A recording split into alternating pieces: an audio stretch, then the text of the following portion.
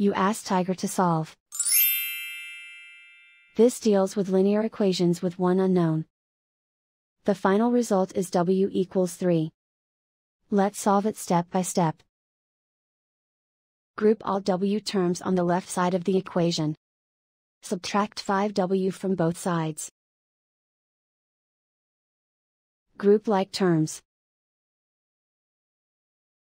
Simplify the arithmetic. Group like terms. Simplify the arithmetic. Group all constants on the right side of the equation. Subtract 3 from both sides. Simplify the arithmetic.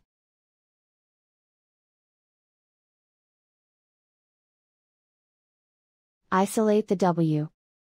Divide both sides by 2. Simplify the fraction. Find the greatest common factor of the numerator and denominator. Factor out and cancel the greatest common factor.